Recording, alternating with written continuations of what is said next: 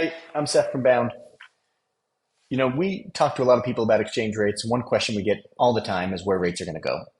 First thing I want to be clear about here is that Bound is not in the business of trying to predict where rates are going to go.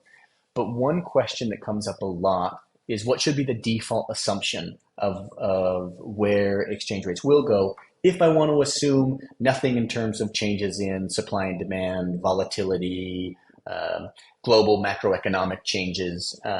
So I want to talk a little bit about how Bound thinks about that.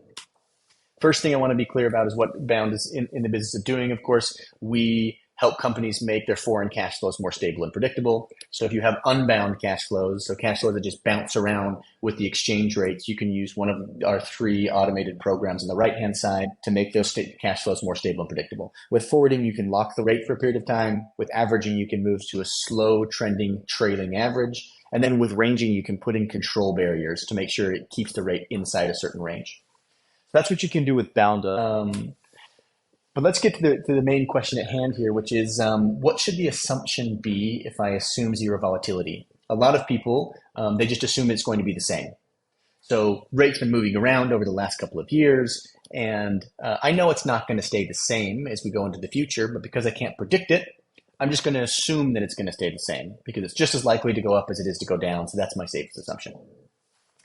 That ignores one really important principle, which is the interest rate on the two currencies. And that creates what's called the forward curve. So let's pretend we're doing a trade today, dollars for euros, and then a year from now, we're trading those back. So current exchange rate today is about 110. So we would change it $110 for 100 euros. If the interest rates on those two currencies were exactly the same, we would just swap that money back. But since the dollar earns more interest over the course of the year, we can't just swap those back and have that be fair, or whoever got the dollars on January 1st is in a way better position. So what we do instead is we have to take into consideration the interest earned over the course of the year, and the exchange rate needs to change. So in this example, the $110 becomes 115.5, 115.50. The 100 euros becomes 103. The exchange rate needs to move from 110 to 112.14. To compensate for that small difference. So that is the essence of the forward curve. Let's take a look at a couple of real forward curves here.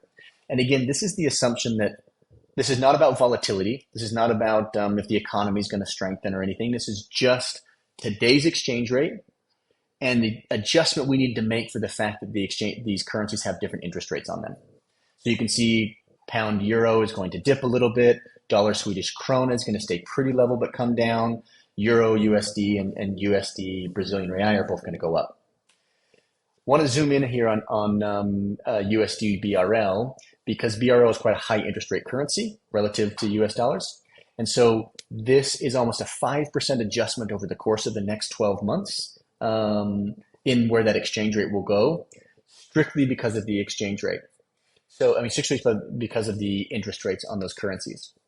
So if supply and demand don't change, if the economies of the US and Brazil stay exactly the same, there's nothing else that changes, this is where a rational person would assume, just based on the interest rates, where this exchange rate would change. Some people, that could be good for me or bad for me, depending on if I'm buying or selling BRL. Some people assume that this is a cost of hedging, saying, hey, if I hedge the rate out a year from now, that rate could be potentially a lot worse for me. So I'm not going to hedge at all. I'm just going to assume that it's going to be flat. But assuming that it's flat is essentially making the assumption that it's going to be volatile, and it's going to be volatile in the right direction to hold that flat because you'll be fighting against the interest rate differences across these two currency pairs over the course of that whole year.